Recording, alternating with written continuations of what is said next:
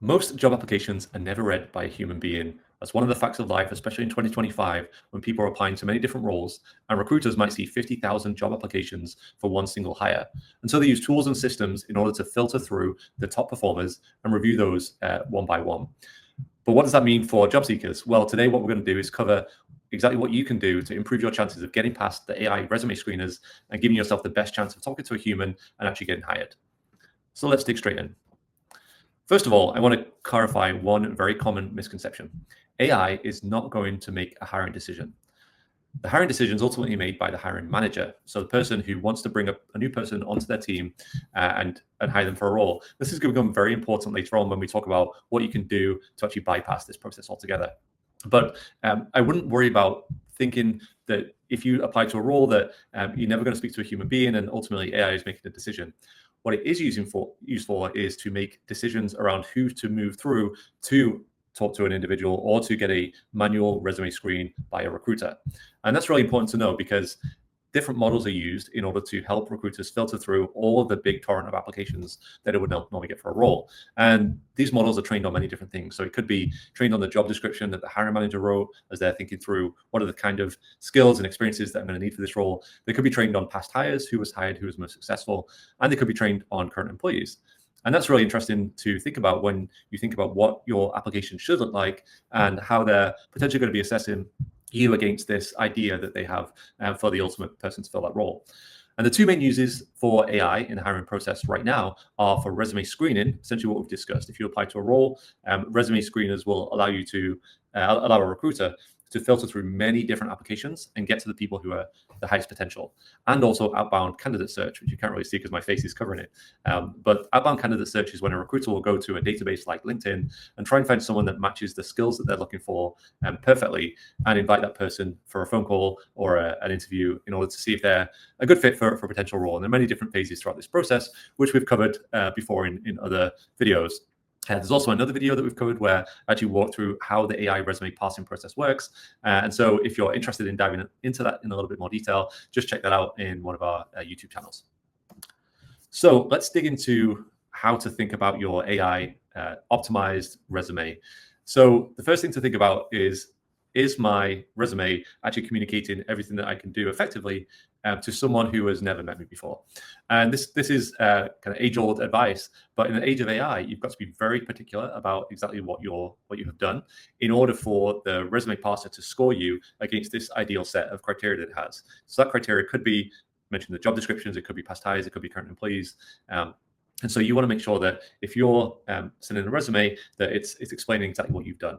So let's look at one that doesn't do that right now. This is a very vague resume. You can see here, it doesn't really have any keywords. It has, responsible for different things. There's no real kind of action-oriented approaches to it. It doesn't have a skill section. It just has education, which if you're later in your career, is potentially less relevant to actually what you've been doing for the last 5 to 10 years.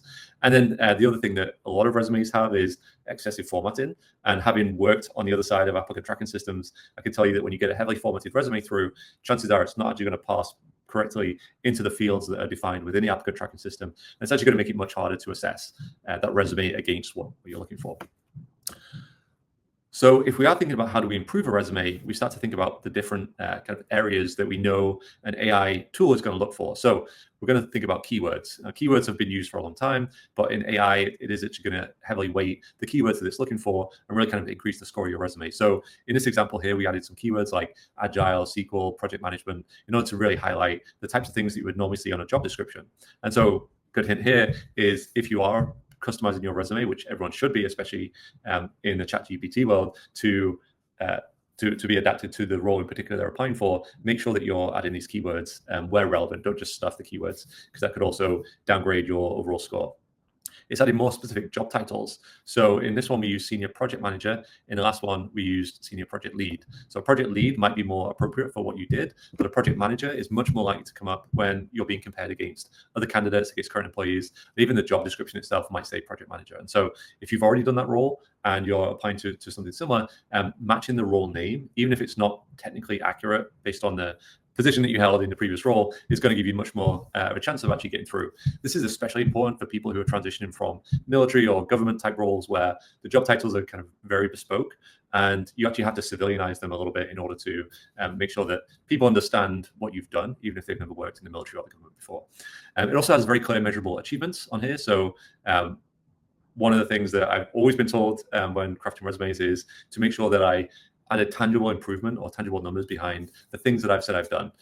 In here, it's adding reduced manual workload by 30% as an example of a way that this individual has had impact on the team. And then the final thing is actually adding a dedicated skills section. This is incredibly helpful, not just for AI parsers that are going to pull in those skills and compare them to what is required for the role, but actually for a recruiter who is going to very quickly scan a resume to see if you have the right skills to move to the next stage. And they're thinking about the different types of skills that their hiring manager has briefed them on that they want to be able to see. And so you have to have the experience in order to back those up, but listing the skills that you're competent at on your resume is going to help move you through that process a little bit more quickly. So that's if you're going to just apply online. But I think one of the best pieces of advice, especially right now where there's a lot of people in the job market, a lot of people looking for new roles, is not to just focus on online applying. You could apply to hundreds of roles and get nothing back. I think the best way to actually think about getting to a new role is to look at what other people are not doing. So there's kind of three main areas that I want you to think about. One is LinkedIn outreach.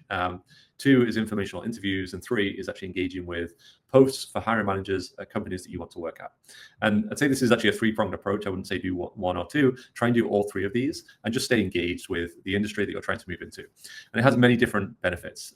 Firstly, you're actually being proactive in who you're reaching out to. And chances are you're not going to get a response from everyone that you contact. But you might be surprised at how many people are willing to talk to you about the role, willing to have a coffee chat, who are willing to kind of engage. And even if you're not the right fit for the role that they're currently hiring for, they may have a coworker who is hiring for a summer role who could be the perfect fit. And that role may not have even been posted yet. And so you could get a recommendation or a referral pretty early on. But also it's just giving you more information about the industry. So taking those three elements, there's a big warning flag that I want to just call out. Don't just reach out with an ask to these individuals. Generally, that's not really going to get you a positive response unless you already know that person pretty well. But think through, how can you add value to this person? How can you bring them something that they need, or tell them something they don't already know? And so I've drafted a simple cold outreach here that you might want to use. So let's say that you have been following someone on LinkedIn for a few weeks, a few months. You saw that they posted something that was an interesting take on the industry. You say, hey, I saw that you had this topic. It actually gave me some insight into this particular thing that I'd worked on in the past, and look forward to following you in the future. And this outreach is helpful because it's very short, which means that you can actually put it into a connection request. And so instead of just a generic, hey, I see that we're in the same industry, let's stay connected, you're actually adding the personal touch here. And yeah, it's going to take a little bit longer than just hitting connect to everyone that you could potentially want to talk to, but this is going to really improve that rate of transitioning from this outreach into a potential role, but also just build relationships, especially if you're changing industry. You actually want to know more people in the industry you're moving into and thinking long term instead of just the short term, how do I get my next role?